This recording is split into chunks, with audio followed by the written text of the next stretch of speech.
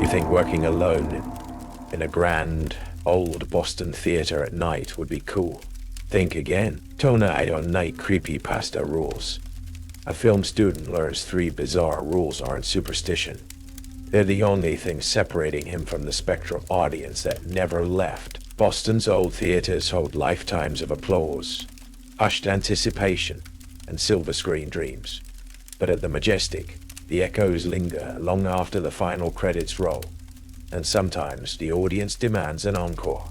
I should have known better. Everyone told me the Majestic was practically derelict, a decaying grand dame, clinging precariously to life in the less fashionable end of the theater district, bleeding money and shedding plaster dust. But for a film history obsessive like me, needing a night job to scrape together tuition, the chance to work within these hallowed, albeit crumbling, walls felt like stepping into history itself. This was where Barrymore had performed, where classic noirs first flickered across the massive screen, where generations had escaped into celluloid dreams. I figured I could handle the peeling paint and the graveyard shift solitude. I wasn't prepared for the residuals left behind by the dreams. My name is Liam O'Connell. My official title was Night Operations Staff, which basically meant I was the sole custodian, cleaner, and security guard for this echoing mausoleum from 11 p.m. until the first hints of dawn touched the grimy Boston skyline. The Majestic by night was a different beast than its daytime slumber. The faded red velvet ropes seemed to absorb the dim safety lighting. The ornate plasterwork cherubs overhead cast long, distorted shadows, and the air hung thick with the scent of decades of stale popcorn, dust, damp fabric, and a faint, almost damp, floral undertone like old, dried funeral wreaths. The silence was immense, broken only by the hum of ancient electrical systems, the groan of the building settling, and the sound of my own footsteps echoing unnervingly on the marble lobby floor.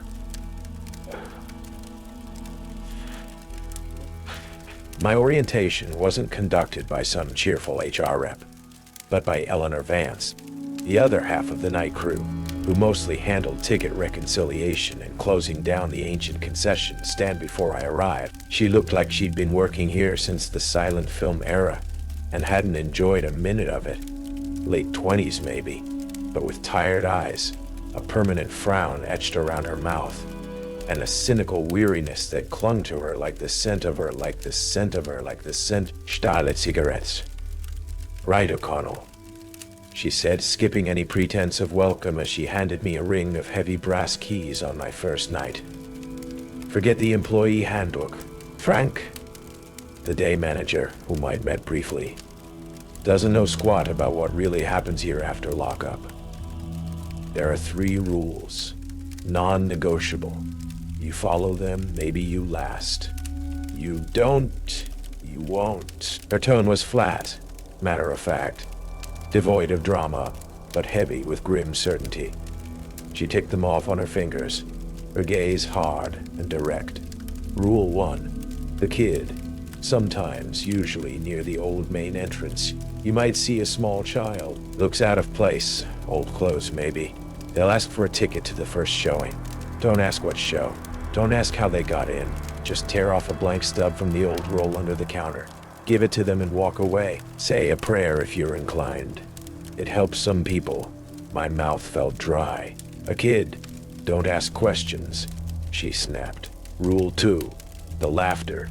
Sometimes you'll hear it, coming from one of the empty theaters. Usually number 3.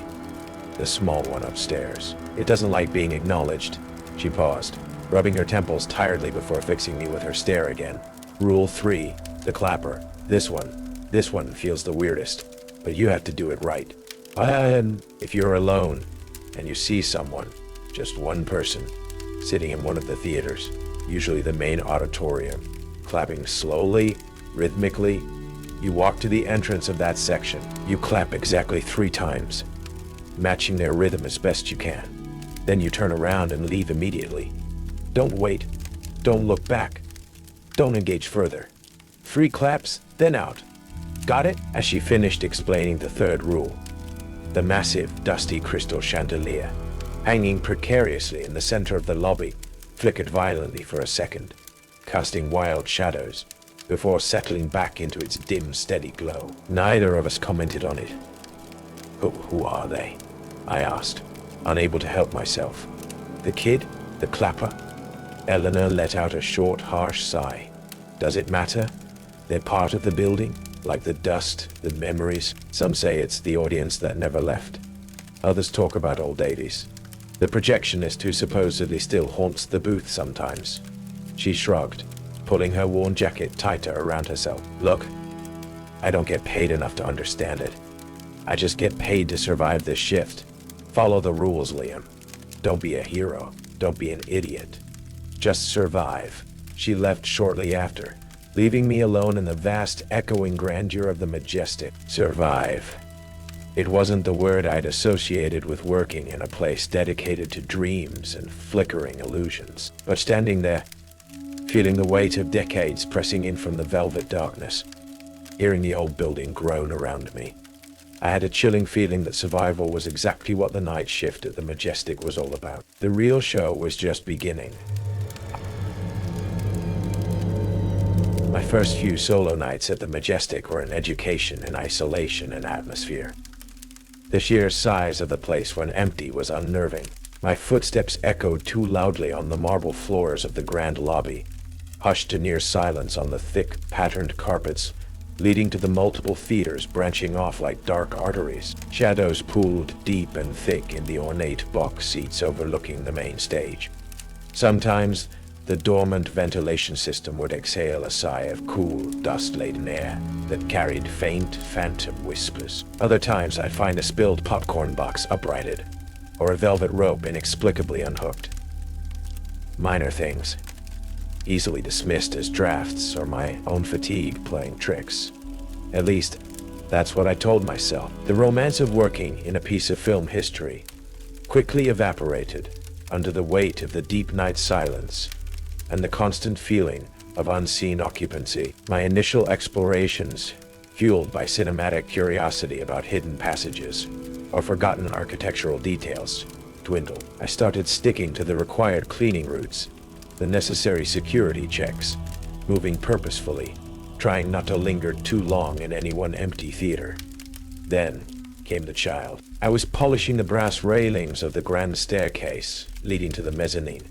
The only sounds the rhythmic rub of my cloth and the low hum of the emergency lights.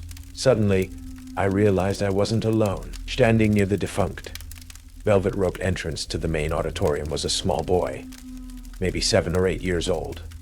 He wore old-fashioned knickerbockers, a newsboy cap clutched in his hand, and looked unnaturally pale under the dim lobby lights. His eyes were large and dark, fixed on the boarded-up ticket window. How had he gotten in? The main doors had been locked for hours. He turned his head slowly as if sensing my presence. "A ticket, please," he said, his voice thin and reedy, unnervingly clear in the vast silence. For the first showing, my blood ran cold. Rule 1. If a child appears asking for a ticket to the first showing, give it to them, then pray. This wasn't a prank. This wasn't a lost kid. This was the kid. My hand trembled as I walked stiffly behind the dusty, unused ticket counter. Underneath, just as Eleanor had described, was an ancient roll of blank ticket stock. I tore one off. It felt brittle, cold, and slid it through the brass grill towards the boy. He took the ticket with small, almost translucent fingers, gave a solemn little nod, then turned and walked towards the darkened entrance of Theater 1, the oldest auditorium in the building. He didn't run, he didn't make a sound. He simply faded into the shadows at the theater's entrance and was gone. I stood frozen, heart pounding, the silence rushing back in, heavier than before. When Eleanor came in for her brief overlap before my shift ended, I told her, my voice still shaky, the ticket kid, he was here. She barely reacted, just nodded while counting her till. "Yeah? You gave him the stub?"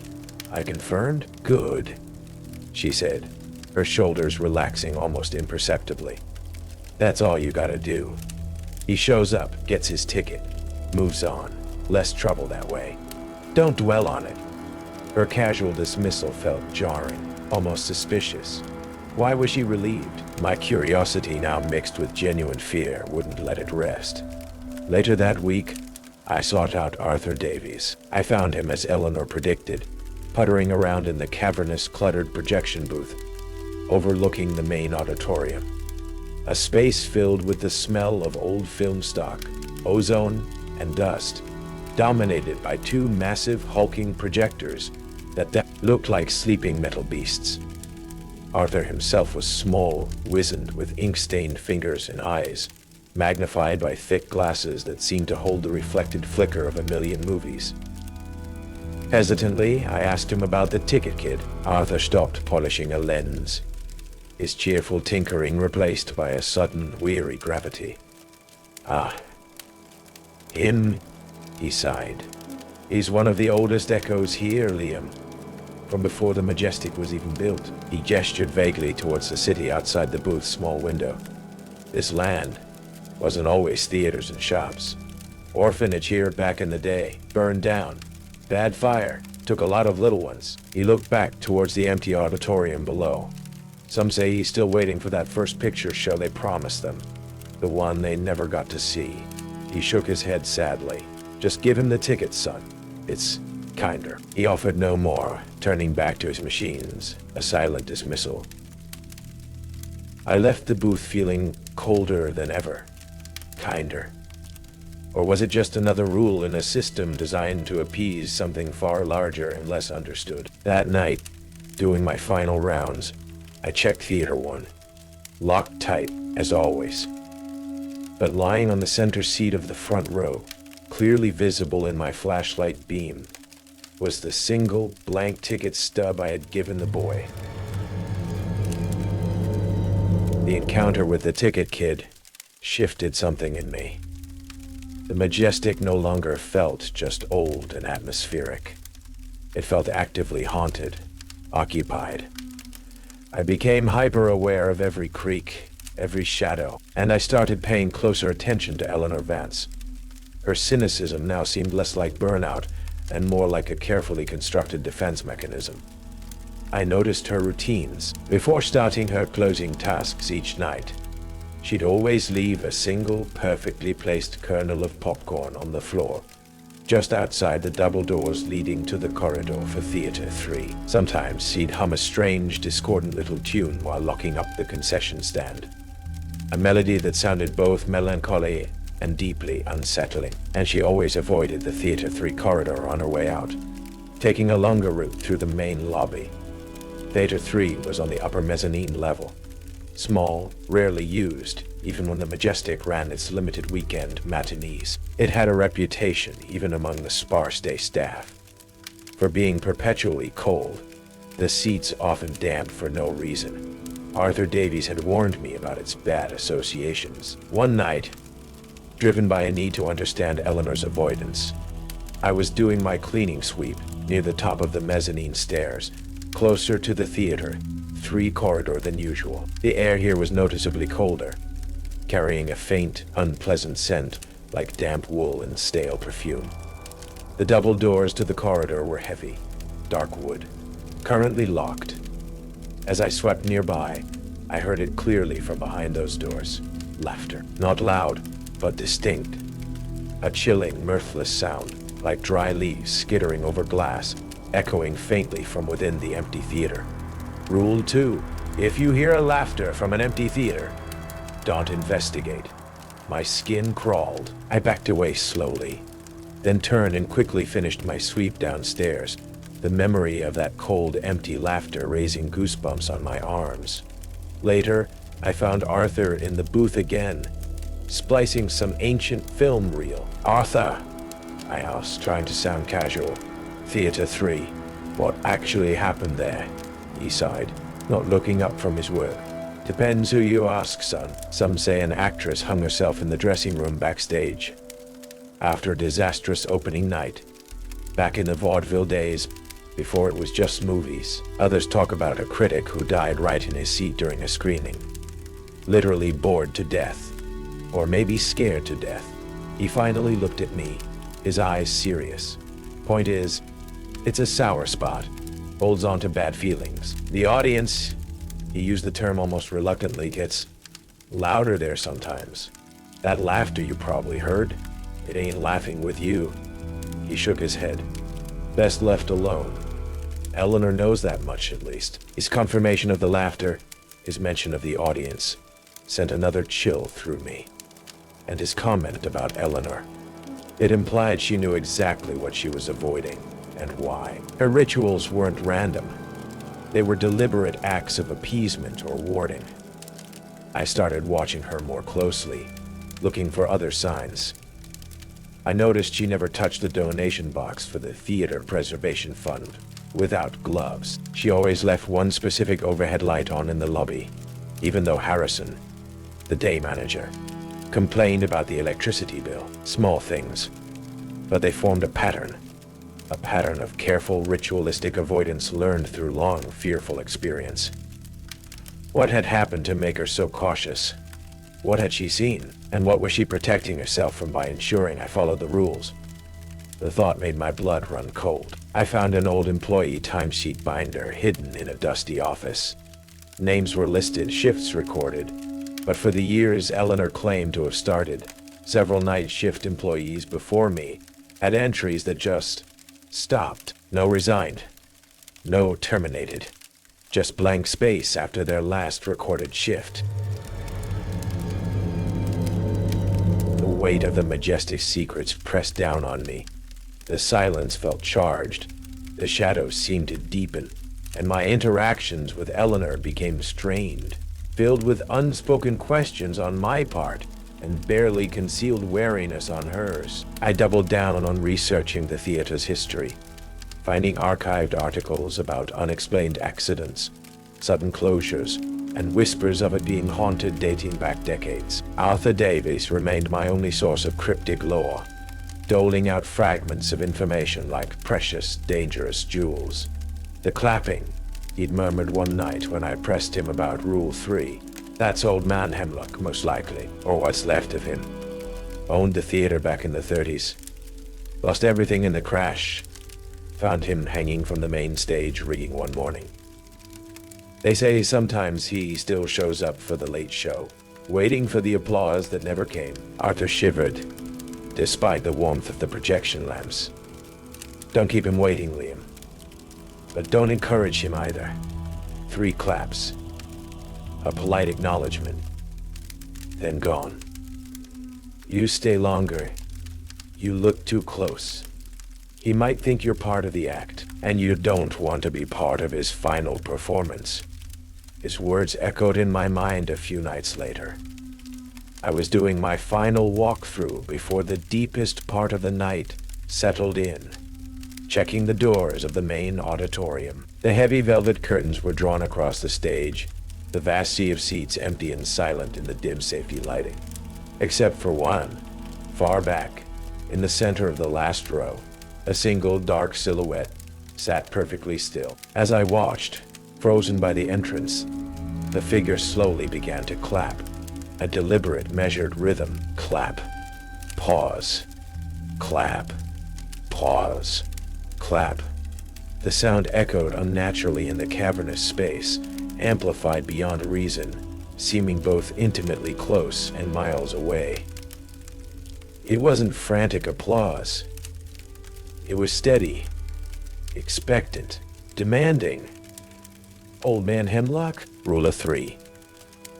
If you see someone clapping alone, join them for 3 seconds, then leave. My heart hammered. My palms felt slick with sweat. Forcing my feet forward, I walked stiffly down the aisle just far enough to be clearly inside the auditorium space. I raised my trembling hands, matching the slow, echoing rhythm as best I could. I clapped 3 times. Clap, pause, clap, pause, clap. The sound of my own applause felt thin, inadequate against the resonant echo of the figures. The instant my 3rd clap finished, I turned on my heel and walked, quickly but not running, back up the aisle and out into the relative safety of the lobby, pulling the heavy auditorium door shut behind me. I didn't look back. But I felt it. An intense, icy cold scrutiny boring into my back. The weight of a lonely, eternal performance seeking validation. My hands felt numb, freezing cold for hours afterwards. I couldn't keep quiet anymore. I found Eleanor restocking brochures near the entrance. "Eleanor," I said, my voice low, urgent. I saw him. The clapper. She flinched, dropping a stack of pamphlets. She looked at me, her eyes wide with something close to panic. "You followed the rule?" "Exactly?" "Yes." 3 claps, then I left. Relief washed over her face, so potent it was almost palpable, quickly followed by anger. "Then leave it alone, Liam," she hissed, gathering the brochures with shaking hands. "What did I tell you? Don't poke it. Don't ask questions. This place has a routine, an understanding. You follow the rules. You do the time. You get out. You start digging. You start provoking. You draw attention. And you don't want the audience's full attention. The audience. That's what Arthur called it. Arthur talks too much," she snapped. "This isn't a film studies project. Liam, this is survival. You keep pushing. You're going to break something. And trust me." Her voice dropped, trembling slightly. "You won't like what spills out when it breaks." Just then, the main lobby lights flickered violently, plunging us into near darkness for a second before buzzing back erratically. From somewhere deep within the building, from the direction of Theater 3, came a faint, unmistakable burst of cold, mirthless laughter. Eleanor froze, her face ashen. "See?" she whispered, her eyes darting nervously towards the Theater 3 corridor. "You're upsetting the balance." She grabbed her jacket. "Shifts over. Lock up tight." She practically fled out the front door, leaving me alone again in the buzzing, flickering silence. The laughter echoing in my memory, the chilling feeling of the clapper's gaze still cold upon my back. The balance was shifting, and I had a terrible feeling. Eleanor knew exactly what that meant. My confrontation with Eleanor after the lone clapper incident left a bitter taste, a residue of fear and anger that wouldn't dissipate. Her warning, laced with genuine terror, confirmed my suspicions. She wasn't just a cynical coworker. She was trapped, terrified, and potentially dangerous because of it. I started digging in earnest, spending precious pre-dawn hours in the dusty, neglected archives off the main office, searching for anything that might explain her fear, her obsessive adherence to the routine. That's where I found it. Not an official log, but a small tear-stained personal diary tucked behind loose shelving. Clearly Eleanor's from years ago. The entries started normally enough. Complaints about the job, notes on films. Then they changed. Descriptions of unsettling noises, cold spots, the unnerving feeling of being watched. An entry about hearing laughter from Theater 3. Feeling compelled to investigate, opening the door just a crack.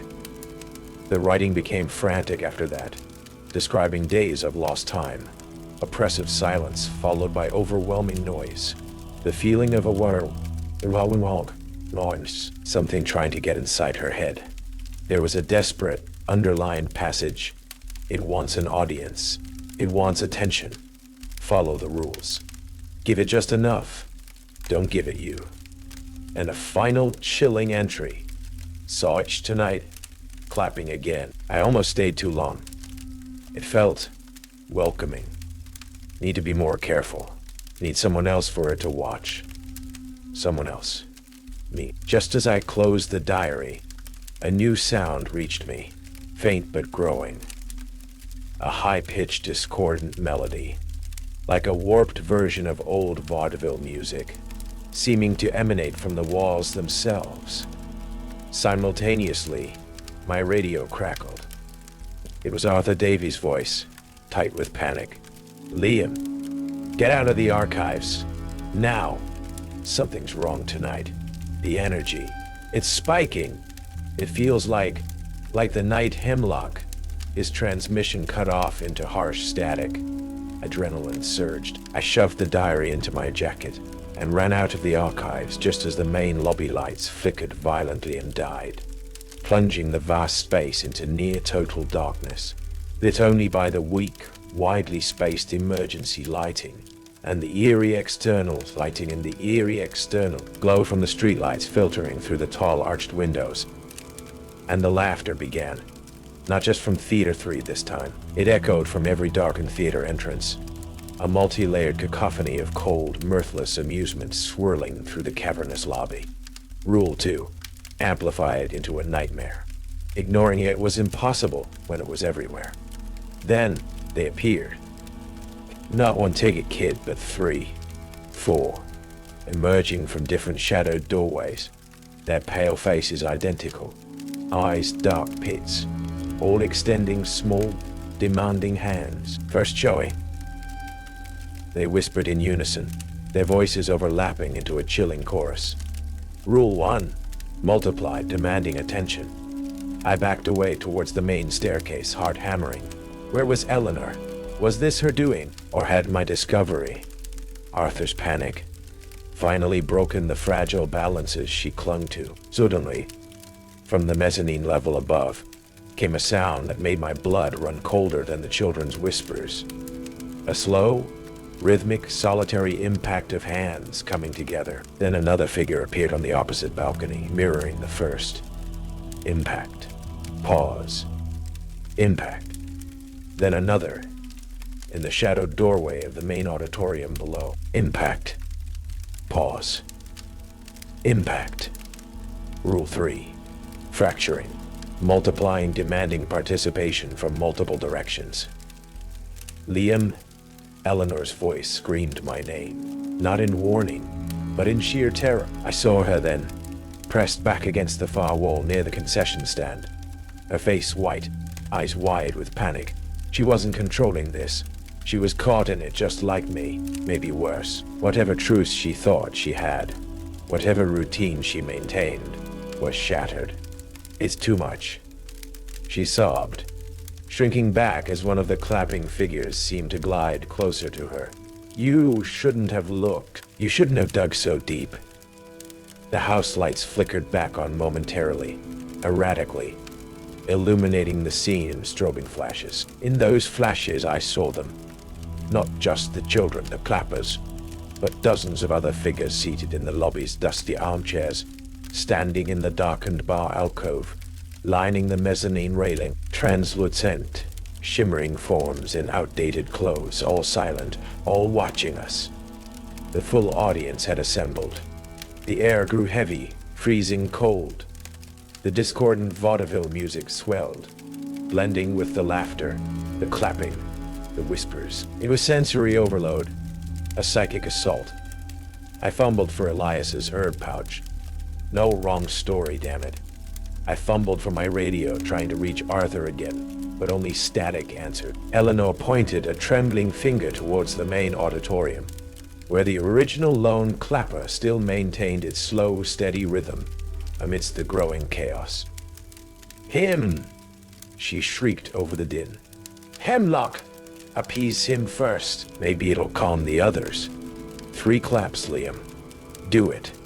Was it a desperate hope, or a final act of manipulation sending me towards the most potent echo? I hesitated, trapped between the demanding children, the echoing laughter, the multiplying clappers, and Eleanor's desperate plea. Looking at her terrified face, seeing the years of fear etched there, I realized she wasn't the architect of this, just another victim trying to survive by feeding the monster scraps. But appeasing Hemlock felt wrong, felt like playing their game. My eyes darted towards the projection booth high above the auditorium. Arthur.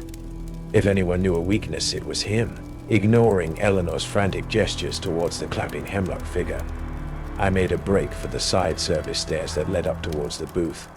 A narrow, dark, rarely used passage. Behind me, I heard Eleanor scream again as the children seemed to converge on her, their whispers turning insistent. The stairwell was freezing, filled with scuttling sounds in the walls. As I climbed, the laughter seemed to follow me, echoing up the narrow shaft. I reached the heavy door to the projection booth corridor. Locked. Of course. I slammed my shoulder against it, desperation giving me strength. It budged, the old wood groaning. One more hit, and the lock splintered. I burst into the short corridor leading to the booth itself. Arthur Davies was there, slumped against the wall, pale and trembling, clutching his chest. "Liam," he gasped. The audience, fully awake, triggered by fear. Strong emotion. "How do we stop it, Arthur?" I demanded, helping him upright. He shook his head weakly, pointing a trembling finger towards the booth's main projector, the ancient carbon arc machine Hemlock himself might have used. "Light," he rasped. "Intensa, poor light. Disrupts the echoes. Always hated it." Hemlock. The main booth door suddenly rattled violently from the outside, accompanied by the sound of multiple rhythmic impacts against the metal. They knew where we were. "No time," Arthur gasped, fumbling with the projector's controls. "Need to bypass safeties. Direct arc. Dangerous." Sparks showered from the ancient machine as Arthur worked frantically. The pounding on the door intensified, the metal beginning to buckle inwards. Through the small projection window, I could see the main auditorium below, filling with swirling shadows. The spectral audience rising from their seats, turning towards the booth, drawn by the activity, the fear, the light about to be born. The laughter and clapping swelled into a deafening roar. This wasn't just appeasement anymore. It was a siege. Okay, here are the final 2 chapters, 6 and 7, of the Majestic Echoes, detailing the chaotic aftermath of Arthur's intervention and Liam's ultimate place within the haunted cinema. Arthur Davies wrestled with the ancient carbon arc projector, bypassing decades of safety protocols with trembling, ink-stained fingers. Sparks showered around him, illuminating his determined, terrified face. Outside the booth door, the rhythmic, heavy impacts intensified, the metal groaning, threatening to buckle. The air thickened with the smell of ozone and something else, something like burnt sugar and static electricity. Below, in the auditorium, the spectral audience surged, a sea of whispering, indistinct forms, turning their collective attention upwards towards us, towards the light Arthur was desperately trying to unleash. Almost there. Arthur yelled over the din, throwing a heavy switch. The effect wasn't gradual. It was instantaneous, apocalyptic. A beam of pure, blinding white light, far more intense than any normal projection, erupted from the lens, slicing through the oppressive darkness of the auditorium below. It wasn't just light. It felt solid, cleansing, painfully pure. A sound tore through the theater. Not laughter, not clapping, but a unified, multi-voiced shriek of agony and outrage from the assembled audience below. The spectral forms caught in the beam seemed to recoil, thin and burn like old celluloid held too close to a flame. Shadows boiled away from the intense light. The whispering children vanished with faint, receding cries. The clapping figures froze mid-impact, then dissolved into shimmering dust motes. The heavy, oppressive psychic weight vanished, replaced by the almost painful clarity of the pure light. The pounding on the booth door stopped. The cacophony ceased, leaving only the high-pitched hum of the straining projector and a profound, ringing silence. But the effort had cost Arthur dearly. He slumped against the projector, gasping, his face deathly pale, one hand clutching his chest. Hemlock always hated bright lights. He wheezed, a frail smile touching his lips before his eyes rolled back, and he collapsed onto the dusty floor. I rushed to his side, but I knew it was too late.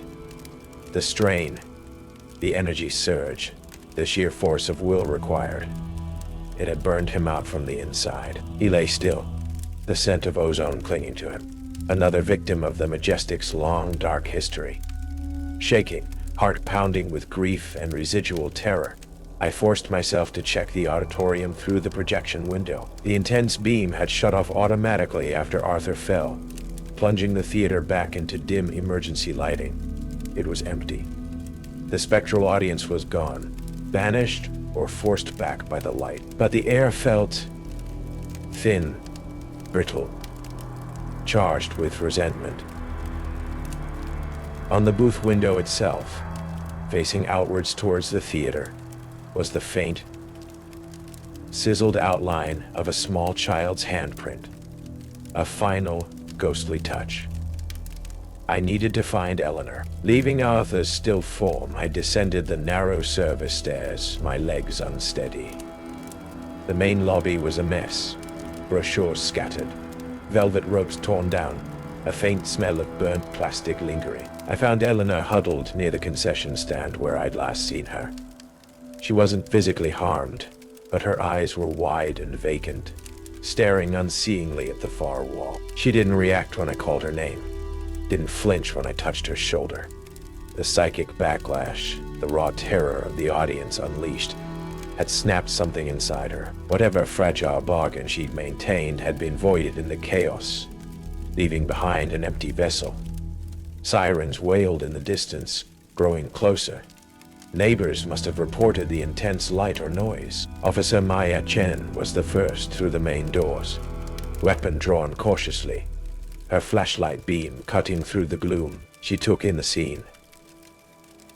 The damaged lobby, me covered in dust.